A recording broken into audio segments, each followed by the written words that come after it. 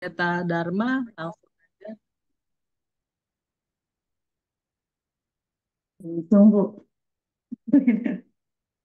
Kita nggak ada nyanyi ya langsung ya emang biasanya.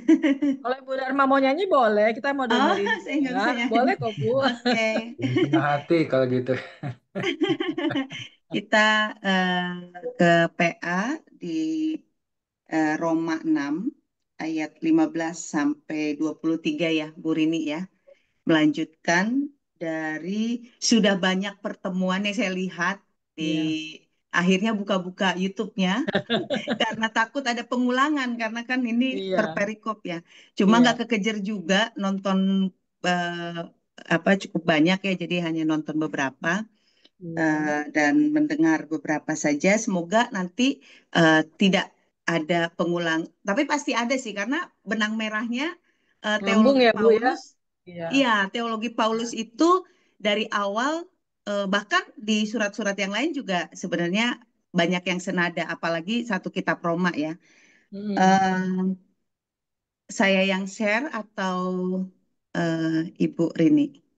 Silakan Ibu Pendeta kalau mau share boleh kok Bu.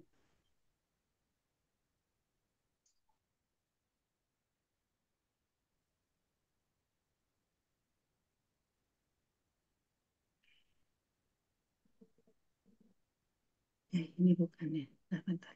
Nah, mukanya Karin yang di-share. Iya. Salah, salah, salah, salah. Sorry. Maaf, Apa saya maaf. lagi nggak nguap? Bahaya. Iya. Udah, Bapak Ibu? Sudah Bu, sudah ada. Oke.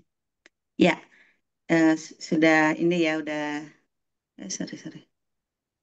Kenapa ini ada note-nya ya?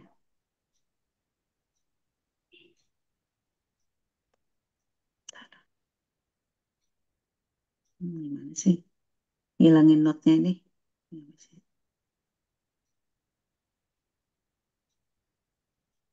Enggak apa-apa sih, yang kelihatan di kita, yang slide-nya aja, note-nya nggak kelihatan kok. Oke, oke. Oke, oke, kalau gitu. Oke. Baik. Eh, tentang hamba dosa dan hamba kebenaran. Ya, saya mengikuti kebiasaan di Pati Bulum ya. Semoga nggak salah namanya, rada susah di Pati Bulum ya.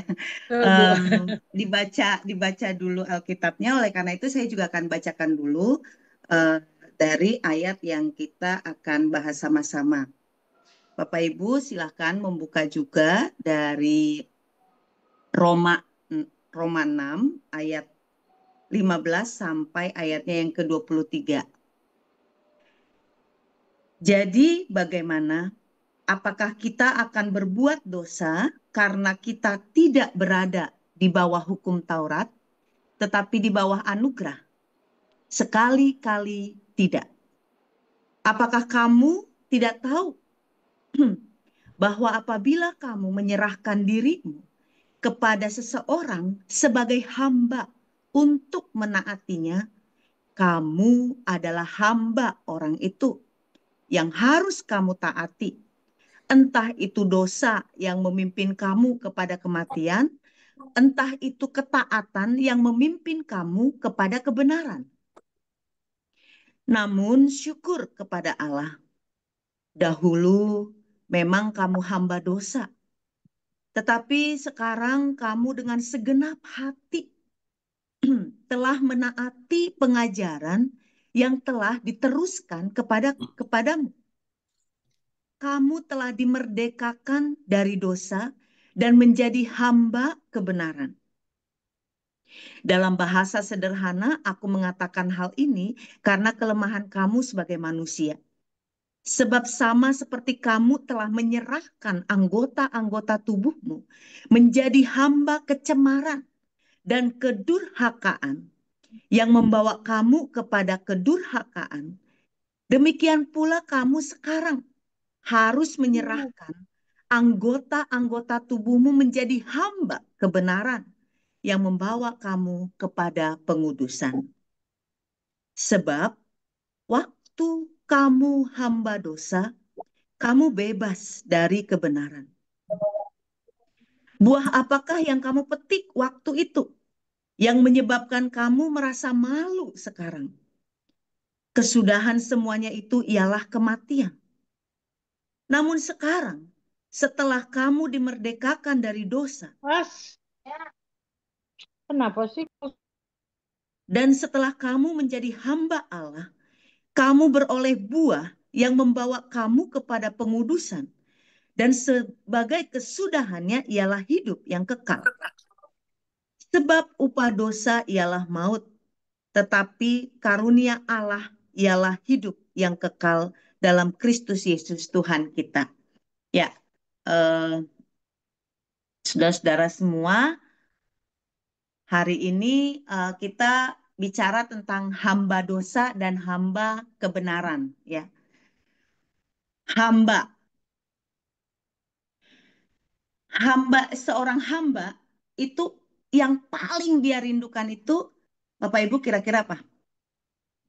Kalau kita harus takluk ya ke seseorang dengan tidak punya hak atas hidup kita, yang kita paling rindukan itu apa? Kemerdekaan, betul nggak?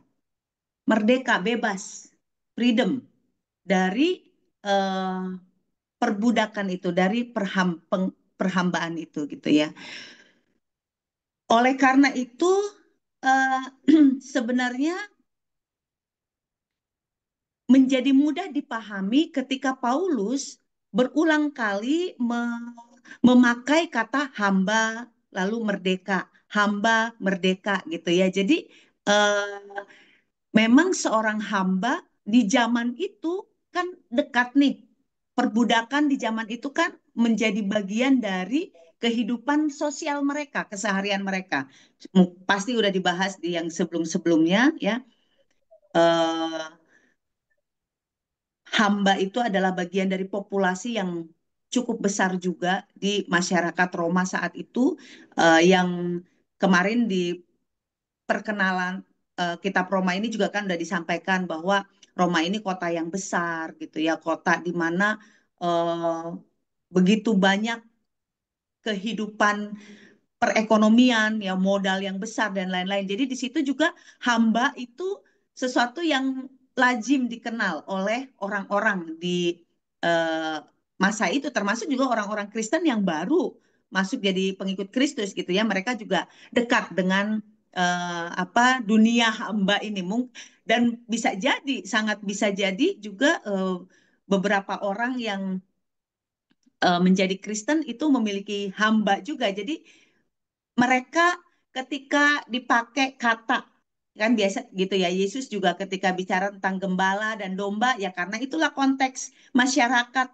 agraria di zaman Yesus gitu ya, zaman Injil gitu. Jadi ketika Paulus di Roma memakai kata hamba juga, itu nggak perlu dijelaskan lagi buat orang-orang itu, karena mereka udah tahu makna hamba itu apa gitu ya. Nah, jadi bagi seorang hamba yang kehidupannya begitu dikuasai oleh tuannya, kemerdekaan adalah sesuatu yang sangat dirindukan gitu. Nanti kita bisa lihat ya Bapak Ibu ya. Lalu kalau misalkan hamba dan sangat merindukan kemerdekaan itu, lalu apa bedanya gitu ya? Apa untungnya untuk seseorang yang tadinya hamba dosa menjadi hamba kebenaran, kan sama-sama hamba gitu ya, Bapak Ibu ya. Jadi kayaknya saya harus buka device satu lagi biar bisa sambil lihat wajahnya. Bentar.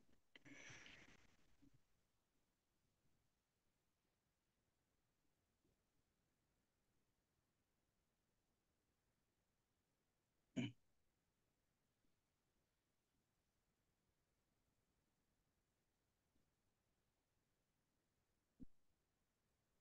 Bentar ya Bapak Ibu.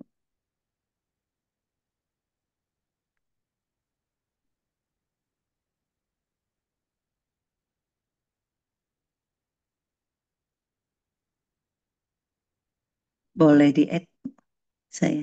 Ya. Recording in progress. Ya.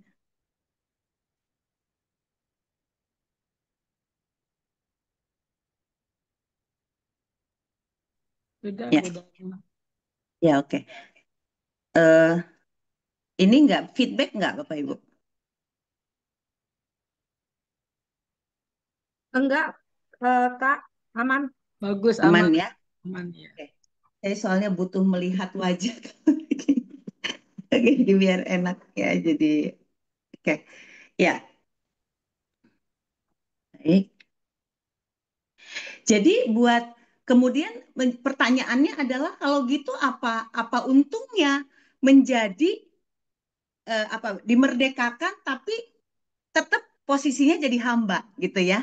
Tetap jadi hamba, cuma tadinya hamba dosa, kemudian sekarang jadi hamba Kristus, hamba kebenaran gitu. Nanti kita akan lihat. Kalau kita mencermati apa yang disampaikan misalkan oleh Pendeta Vera kemarin juga ya, dari YouTube yang saya dengar dari yang beberapa gitu ya.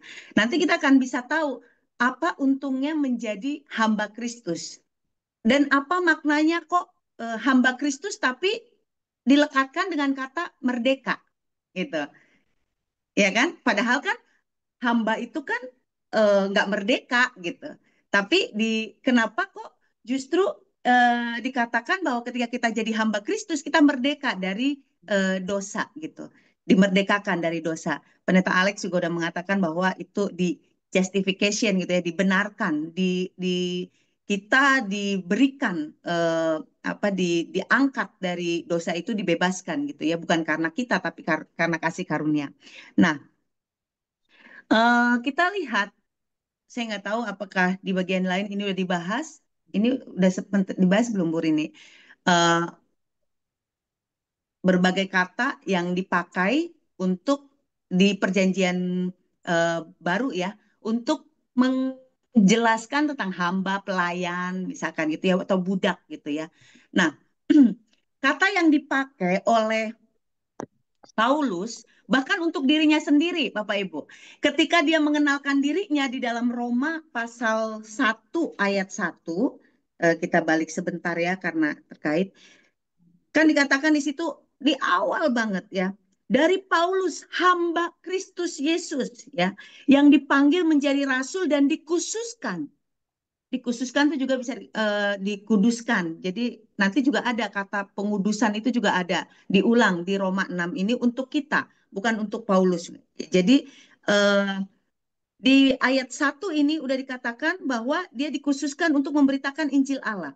Tapi dia mengenalkan dirinya tidak sebagai misalkan saya sebagai diakonos gitu, atau saya sebagai eh, oikonomos gitu, misalkan bendum di gereja gitu ya.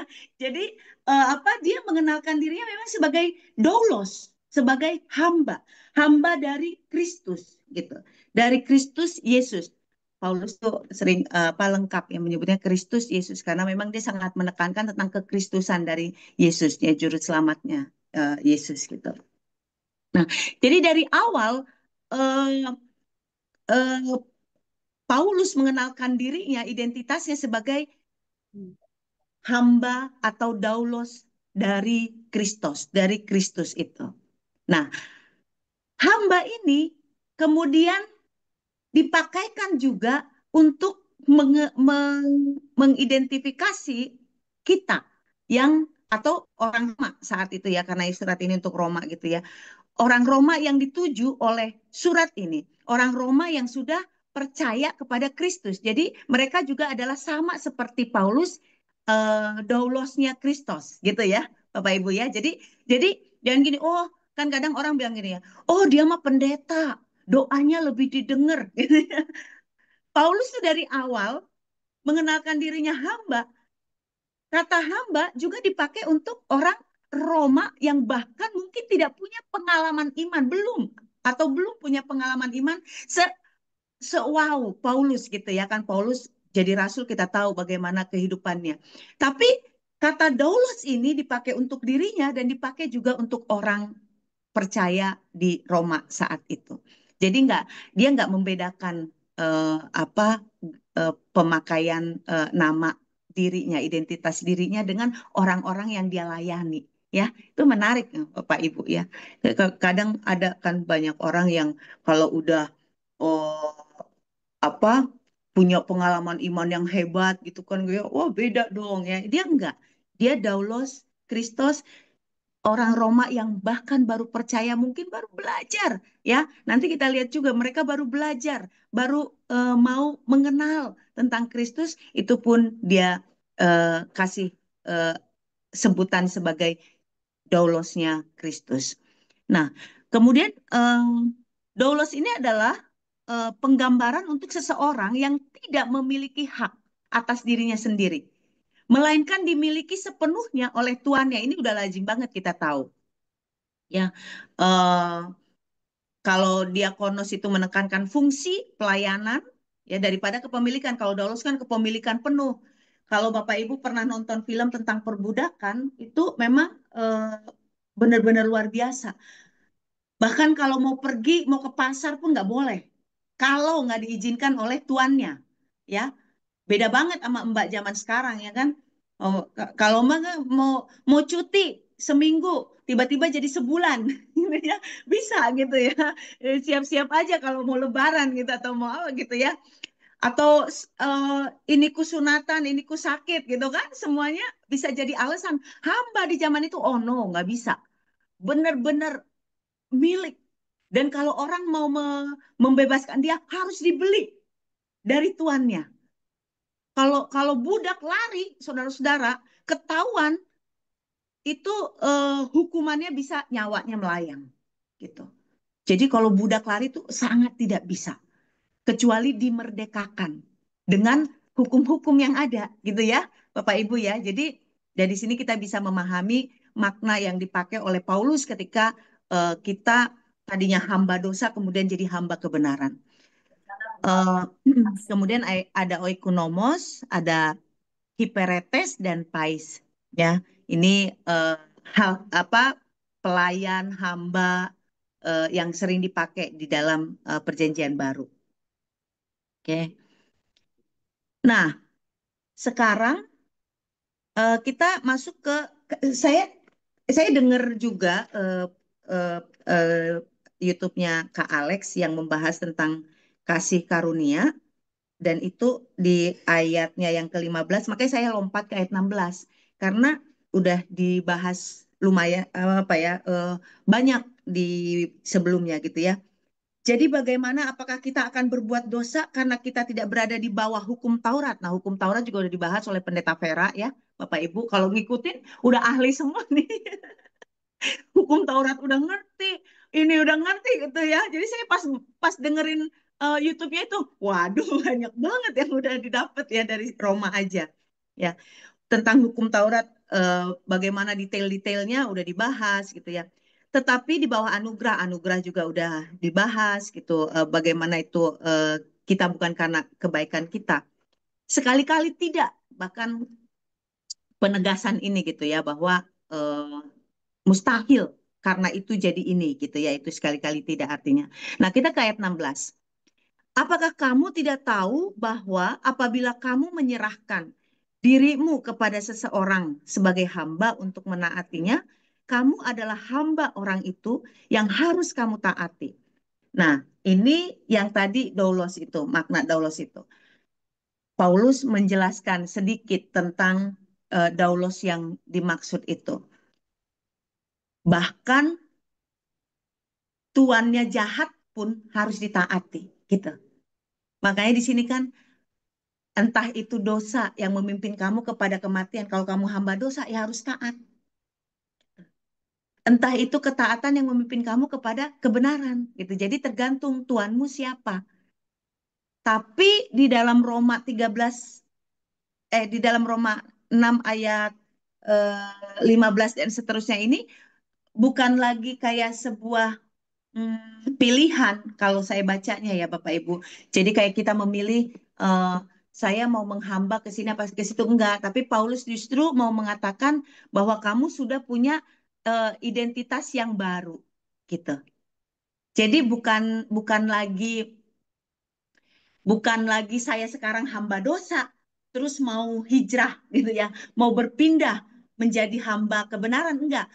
Tapi Paulus justru mau menegaskan bahwa kamu tuh punya identitas baru yang berimplikasi pada cara hidup yang berubah, gitu, saudara-saudara.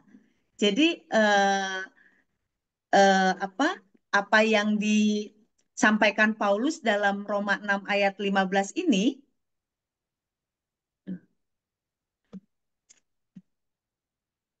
adalah sebuah penjelasan untuk orang-orang Roma yang baru percaya supaya mereka tahu bahwa identitas baru mereka sudah ada dan oleh karena itu cara hidup mereka akan mengikuti identitas baru itu yang sudah berubah ya. Nah, kita lihat.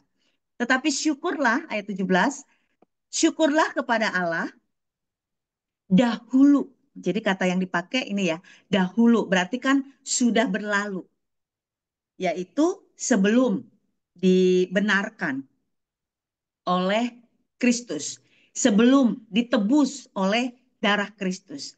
Jadi dahulu memang kamu hamba dosa. Itu identitas lama.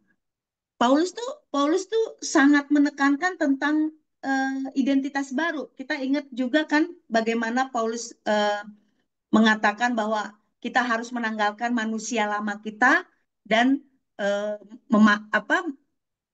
sebagai manusia baru gitu ya, Bapak Ibu, di tulisan yang lain bukan di Roma. Itu menunjukkan bahwa Paulus sangat setia di dalam pemahaman dia bahwa seorang yang percaya kepada Kristus, dia punya identitas baru dan punya cara hidup yang baru yang sesuai dengan Sang Penebusnya. Gitu. Ya, jadi dahulu memang kamu hamba dosa. Maka kata yang dipakai kemudian adalah tetapi sekarang kamu dengan segenap hati, artinya sekarang setelah ditebus dan mendapat kasih karunia Kristus, kamu dengan segenap hati telah menaati pengajaran yang telah diteruskan kepadamu, gitu ya. Nah,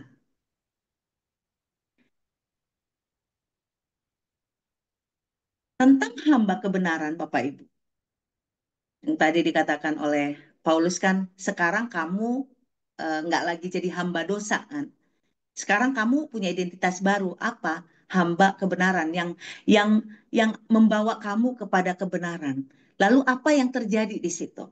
Yang pertama, saudara-saudara, saya berharap sebenarnya ini kan dibaca juga kayaknya apa ya, kitab Roma ini dapat kita pahami ketika kita melihatnya dengan pelan-pelan gitu ya. Dan sudah 6 pasal di awal udah pelan-pelan. Jadi ini pelan-pelan lagi, maka saya yakin eh, sebenarnya udah dapat meraba ya, Bapak Ibu ya, udah dapat meraba arahnya eh, firman yang disampaikan oleh Paulus ini, surat yang disampaikan oleh Paulus pada jemaat Roma. Ya. Nah, kamu telah dimerdekakan dari dosa dan menjadi hamba kebenaran. Hamba kebenaran itu apa? Hamba kebenaran itu berkaitan erat dengan ajaran ini yang tadi dikatakan oleh Paulus ya. Kamu dengan segenap hati telah menaati pengajaran yang telah diteruskan kepadamu. Pengajaran, Bapak Ibu. Pengajaran ini sangat penting. Jemaat mula-mula, saudara-saudara. Jemaat mula-mula di dalam Kisah Para Rasul, salah satu cirinya apa? Kalimat yang dipakai. Boleh open mic kan patibulum ya? Partisipatif kan? Jadi boleh kalau mau menjawab open mic juga boleh ya. Cirinya selain memecahkan roti gitu ya, bersekutu, cirinya apa? Bertekun dalam apa? Ada yang ingat? Bapak Ibu? Kisah Para Rasul 2. Bertekun dalam pengajaran rasul ya. Jadi bertekun dalam pengajaran para rasul. Seorang yang hidup di dalam Kristus, ditebus oleh Kristus, menjadi bagian dari persekutuan yang baru, menjadi bagian dari persekutuan orang-orang yang percaya pada Kristus. Ciri pertamanya dan hamba kebenaran yang disampaikan di Roma ini berkaitan erat dengan kehidupan pengajaran. Jadi termasuk patibulum ini ya, Bapak Ibu ya, ciri orang yang mau hidup dituntun oleh kebenaran di dalam Kristus, dia mau hidup dalam pengajaran. Gitu. Makanya di gereja itu, mau gereja sekecil apapun atau sebesar apapun, biasanya, lazimnya, itu ada pendalaman Alkitabnya. Karena itulah ruang di mana pengajaran itu disampaikan. Betul ya? Jadi pengajaran itu adalah eh, sesuatu yang berkaitan erat dengan identitas baru kita sebagai hamba kebenaran. Nah, selain pengajaran juga berkaitan erat, kalau tadi hamba itu kan ketaatan mutlak. Bahkan dia nggak suka pun dia harus taat. Kalau dia disuruh menggarap ladang, dia lapar, belum waktunya makan, dia nggak boleh minta makan. Nanti ada waktunya makan, ada jamnya. Semuanya bicara tentang ketaatan. Tapi ketaatan pada Tuhan yang diberikan oleh hamba biasanya bukan sebuah ketaatan dari hati, tapi keterpaksaan biasanya gitu. Karena ya udah dibeli, mau gimana lagi gitu ya. Udah udah nggak bisa punya eh, punya pilihan gitu. Tidak ada lagi pilihan selain taat, walaupun hatinya ngedumel, walaupun dia grundel dalam hati, ngomel-ngomel, marah-marah dalam hati gitu ya. Tapi dia harus taat pada Tuhannya. Nah, bedanya hamba kebenaran atau orang-orang yang eh, sudah ditebus Kristus itu dikatakan di dalam ayat 17, tetapi sekarang kamu dengan segenap hati telah menaati pengajaran. Jadi dengan segenap hati berarti kan ada kerelaan, ketaatan hati. Ketaatan dari hati ya, kerelaan hati. Ini di beberapa buku tafsir di highlight Bapak Ibu. Ketaatan dari hati. Banyak banyak nggak sih Bapak Ibu orang Kristen yang taat kepada Tuhan karena takut? Karena takut dihukum, karena takut nanti ini, jadi karena takut masuk neraka. Ya, Pendeta Alex kemarin udah bahas eh, hidup kekal itu dianugerahkan gitu ya, bukan karena perbuatan baik kita. Jadi kalaupun bahkan kita diterima, justru ketika kita masih berdosa, jadi kita nggak ada rasa khawatir bahwa eh, dengan perjuangan kita yang mungkin masih on off, tapi Tuhan tahu hati kita begitu ingin melakukan yang Dia kehendaki, kebenaran Dia gitu ya. Kita nggak ada tuh kekhawatiran akan dieksklud oleh Tuhan gitu. Karena itu dianugerahkan, diberikan kepada kita, bukan kita capai, bukan kita upayakan. Nah, oleh karena itu, ketika kita taat dengan segenap hati, itu sebuah ketaatan yang lahir dari kerelaan hati, bukan keterpaksaan karena takut masuk neraka. Beda nggak, Bapak Ibu? Kita taat sama Tuhan karena takut masuk neraka, dengan taat pada Tuhan karena memang kita bersuka cita melimpah-limpah, yang kemarin udah dibahas juga, ketika hidup dalam Tuhan. Beda ya? Pasti beda ya? Anak kita taat pada kita karena dia tahu kita sayang banget sama dia. Ya. Dia punya ketaatan karena rasa sayang juga ke kita dan rasa hormat. Beda kalau dia taat karena oh, papi coret ya kamu dari kakak, dari kartu keluarga. Papi coret ya kamu atau mami coret ya kamu dari list penerima warisan, jadi ahli waris gitu ya. Kan dia ketaatannya ada maunya gitu ya, ada rasa karena ketakutan. Kalau ini enggak, ketaatan karena memang sebagai rasa syukur, sukacita karena menerima kasih yang banyak gitu. Jadi tetapi sekarang kamu dengan segenap hati telah menaati pengajaran yang telah diteruskan kepadamu. Jadi ketaatannya adalah dari hati, dari kerelaan hati. Ini menyenangkan sekali Bapak Ibu. Ya, ketika kita hidup melakukan firman Tuhan bukan karena takut dihukum. Dulu ada satu orang yang diminta jadi penatua, kemudian dia menerima karena takut, takut menolak. Pernah nggak ada penatua nggak di sini, Bapak Ibu? Ya, takut menolak, takut nanti ada sesuatu yang buruk terjadi dalam hidupnya. Gitu. Pasti beda ketika seseorang menerima, dipinang menjadi penatua atau menjadi aktivis atau jadi pelayan di bagian lain manapun gitu ya. Ketika dia menerima karena dia memang hatinya ingin ya memberikan itu, melakukan itu. Dia ingin mempersembahkan dirinya, pasti beda ya Bapak Ibu. Jadi ini bedanya. Hamba kebenaran itu dia ketaatannya ketaatan yang rela hati, yang sukacita dan segenap hati.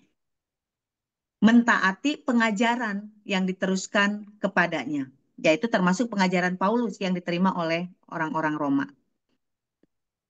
Sebaliknya, hamba dosa itu bebas dari kebenaran. Mungkin jadi bingung ya, bebas dari kebenaran itu apa maksudnya gitu. Jadi bebas dari kebenaran itu hidup tanpa kebenaran, lawlessness gitu ya, tidak ada di bawah hukum, tidak hidup di dalam aturan yang ada gitu. Kebenaran yang ada. Jadi dia hidup di luar itu. Kita bisa lihat di ayat 19, ini yang dibilang dengan bebas dari kebenaran. Kamu telah menyerahkan anggota-anggota tubuhmu menjadi hamba kecemaran dan kedurhakaan yang membawa kamu kepada kedurhakaan. Artinya apa? Hidup dalam kecemaran itu artinya A itu tidak, katarsia itu kataros, tidak. A itu tidak, kataros itu bersih. Jadi tidak bersih, tidak suci, ya. Tidak melakukan apa yang kudus untuk tubuhnya, gitu ya. Sering dipakai memang untuk kecemaran seksual, tapi beberapa penafsir eh, memberikan masukan bahwa kataros ini tidak dibatasi hanya tentang kehidupan seksual. Kecemaran itu bisa luas ya. Dengan kalau orang-orang Kristen seringkali juga jatuhnya di sini ya. Bahwa satu-satunya bukan satu-satunya deh, dosa yang terbesar gitu ya, yang paling paling besar lah, yang sering di blow up dan jadi isu seksi ya di antara apa obrolan-obrolan tentang dosa-dosa atau kecemaran yang bisa dilakukan tuh dosa seksual ya. Zaman dulu aja di gereja kalau selingkuh atau melakukan kecemaran atau eh, hamil di luar nikah gitu ya diwartain. Tapi dosa yang lain enggak. Jadi ada masa di mana orang berpikir bahwa dosa seksual itu dosa yang luar biasa, dosa lain enggak gitu. Nah, Paulus menekankan bahwa akataros ini enggak cuma sekedar kecemaran seksual, tapi segala sesuatu yang kita lakukan yang membuat kita tidak kudus, tidak bersih, tidak suci di dalam Tuhan. Termasuk di dalamnya penyembahan berhala ya. Kita bisa tambahkan juga ya kalau korupsi gitu ya.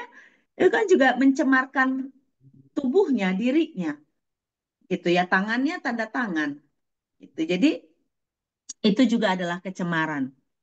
Lalu hamba kedurhakaan ya, nomos ya.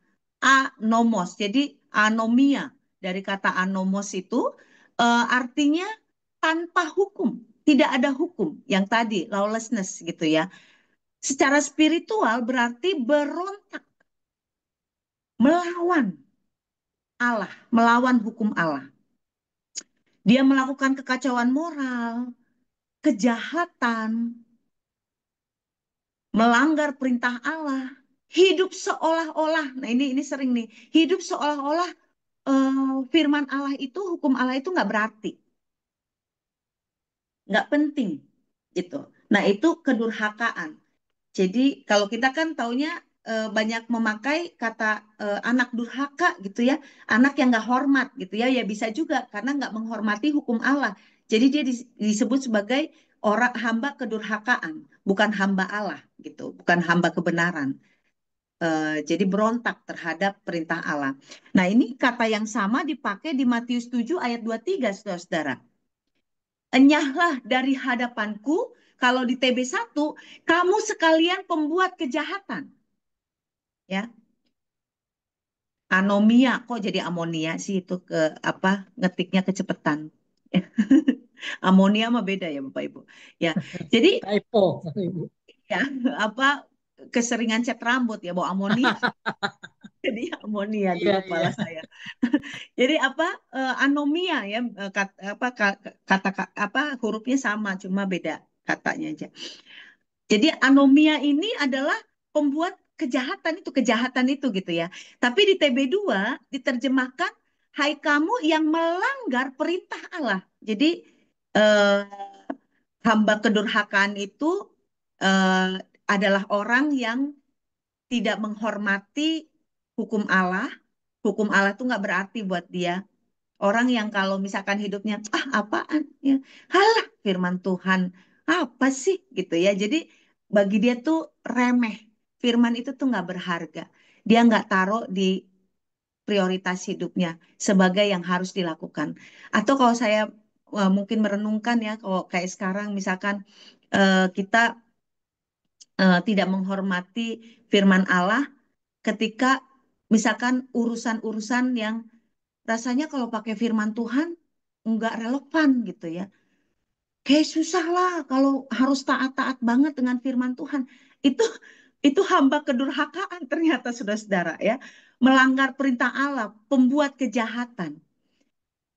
Orang yang nggak mengasihi orang-orang yang marginal. Itu juga bisa pembuat kejahatan kan. Misalkan eh, bansos gitu ya, bantuan sosial yang udah jelas-jelas tentang membantu sosial, udah ranahnya sosial, dikorupsi gitu atau diambil untuk dirinya gitu ya.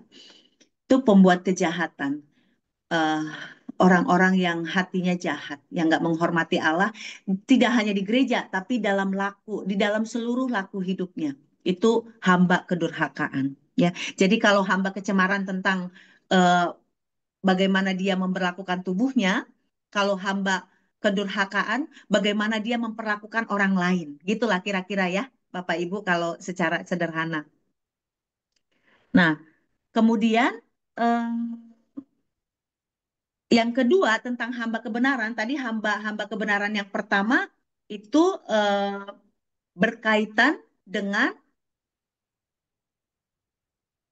pengajaran dan ketaatan dari hati, kerelaan hati. Kalau hamba kebenaran yang penjelasan kedua adalah berkaitan erat dengan mempersembahkan tubuh kepada Tuhan. Tadi lawannya ini ya. Kalau hamba dosa itu mempersembahkan tubuhnya untuk kecemaran dan durhaka, kalau hamba kebenaran itu dikaitkan dengan mempersembahkan tubuh kepada Tuhan. Menarik nih Bapak Ibu. Mempersembahkan tubuh berarti kan tindakan aktif ya. Betul bahwa kita ditebus itu anugerah, kasih karunia, Allah yang bertindak. Tapi dalam mempersembahkan tubuh itu ada tindakan aktif dari kita. Walaupun kerinduan itu Tuhan yang kasih di dalam diri kita, tapi kita yang bergerak untuk melakukan tindakan sebagai hamba kebenaran ini, yaitu mempersembahkan tubuh kita kepada Tuhan. Serahkanlah anggota-anggota tubuhmu kepada Allah untuk menjadi senjata-senjata kebenaran. Itu minggu lalu mungkin udah dibahas ya Bu Rini ya. Apa ini ada kaitannya dengan ayat-ayat yang di atasnya. Termasuk juga kita boleh buka dari Roma 6. Bentar ya. Roma 6 ayatnya yang ke-12. Sebab itu hendaklah dosa jangan berkuasa lagi. Berkuasa itu merajai lagi. Hmm. Ya, dari kata basilea ini. Merajai, berkuasa. Hendaklah dosa jangan berkuasa lagi di dalam tubuhmu yang fana. Supaya kamu jangan lagi menuruti keinginannya. Tapi ternyata di dalam upaya kita supaya kita menjaga kasih karunia itu ada tindakan aktifnya, yaitu kita mempersembahkan tubuh kita. Kalau di Roma 12 ayat 1 itu sama dengan yang ayat 19 ini. Kata kata yang dipakai kan menyerahkan gitu ya. Di pasal 6 ayat 14 juga serahkanlah. Roma 6 ayat 19, kamu sekarang menyerahkan. Kemudian Roma 12 ayat 1, saudara-saudara oleh kemurahan Allah, aku menasihatkan kamu supaya kamu mempersembahkan. Jadi ada sebuah tindakan aktif dari kita di dalam menjaga diri kita supaya dosa tidak lagi merajai, tidak lagi berkuasa atas diri kita, yaitu secara aktif kita mempersembahkan tubuh kita ini kepada Tuhan. Ya ini menarik. Jadi nggak bisa ternyata kita bilang, oh saya sekarang udah hamba kebenaran. Saya udah jadi hamba Kristus. Saya udah diselamatkan oleh Tuhan. Hidup saya sudah diangkat dari kuasa dosa, dibebaskan dari kuasa dosa. Tapi tidak ada diikuti dengan tindakan mempersembahkan tubuh kepada Tuhan, mempersembahkan diri kepada Tuhan, mempersembahkan anggota-anggota tubuh kita kepada Tuhan untuk jadi senjata kebenaran, itu eh, nggak bisa. Ternyata identitas baru itu berimplikasi kepada cara kita memberikan tubuh kita ini ke siapa, gitu ya. Apakah kita eh, bilang kita hamba Tuhan, tetapi kita mempersembahkan tubuh kepada dosa? Nggak bisa. Ternyata kita harus mempersembahkan tubuh kita kepada Tuhan, gitu.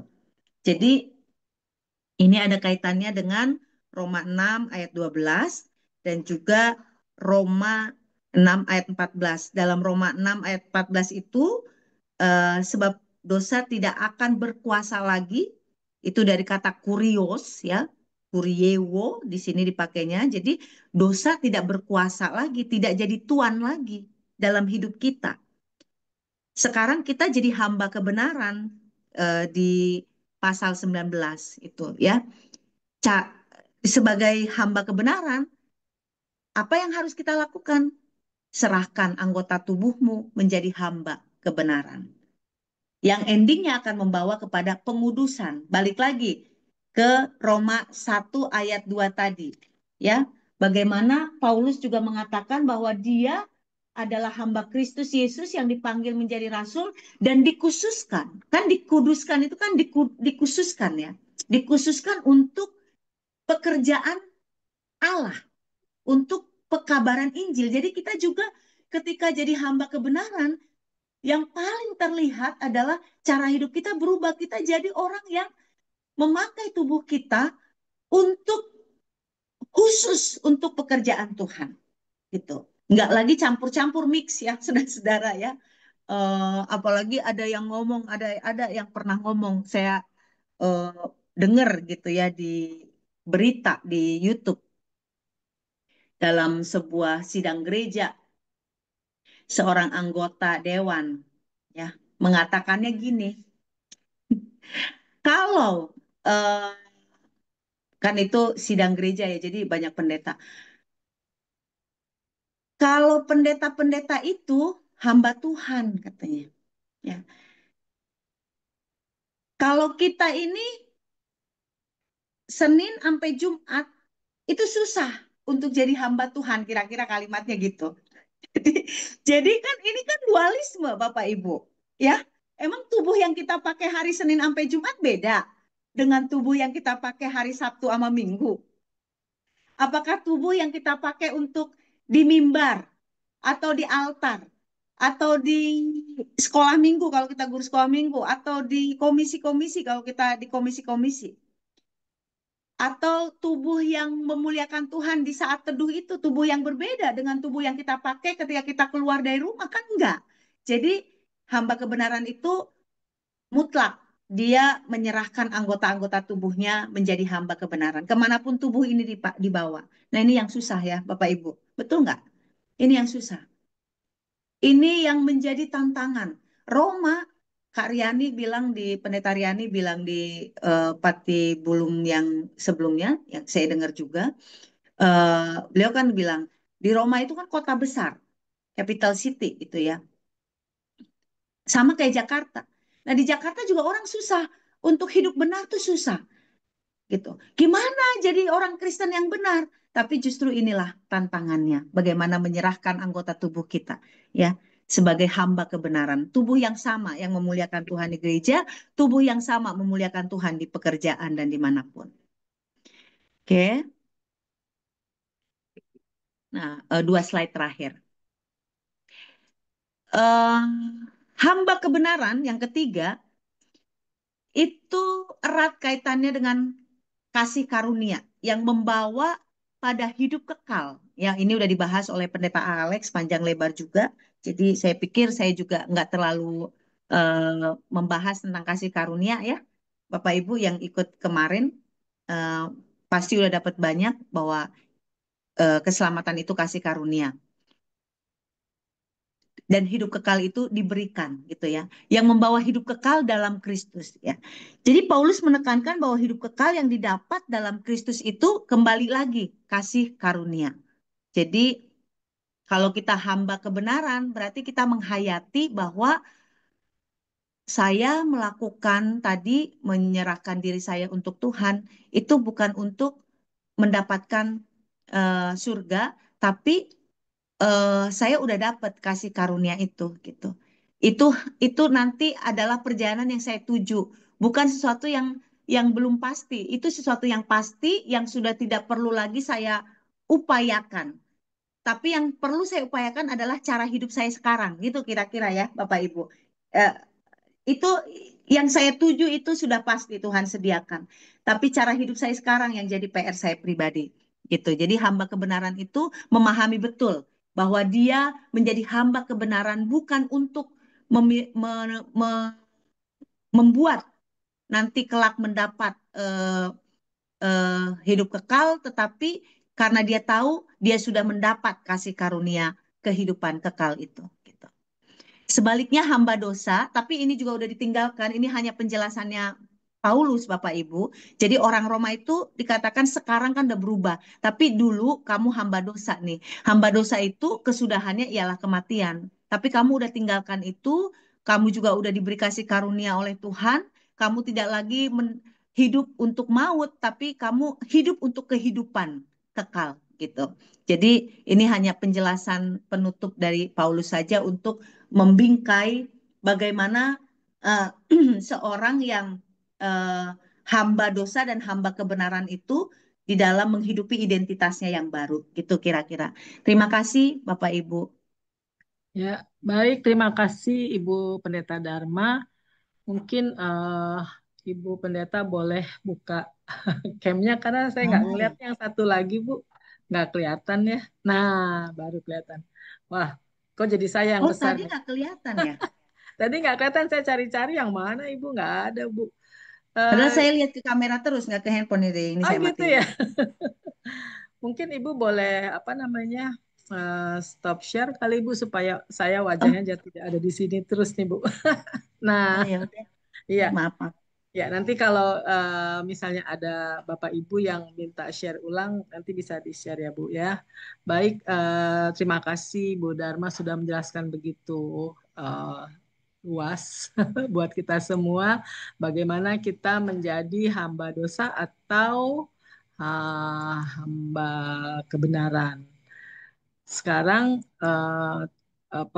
diberi kesempatan kepada Bapak Ibu, mungkin ada yang mau sharing atau bertanya tentang hamba dosa. Saya yakin kalau kita ditanya di sini semuanya maunya pasti jadi hamba kebenaran ya Bu ya. Pasti kita semua nggak menjadi hamba dosa. Bahkan kita yang sudah dimerdekakan oleh Kristus menjadi hamba, bukan hamba takut kepada tuannya, tetapi taat kepada Tuhan, taat kepada pengajaran, dan juga dengan rela hati. Ya, dengan tulus, dengan rela hati, dengan sukacita ya Bu ya, karena kita sudah mendapatkan karunia dan anugerah itu. Baik, silakan Bapak Ibu, mungkin ada yang mau bertanya atau sharing kepada Ibu Dharma.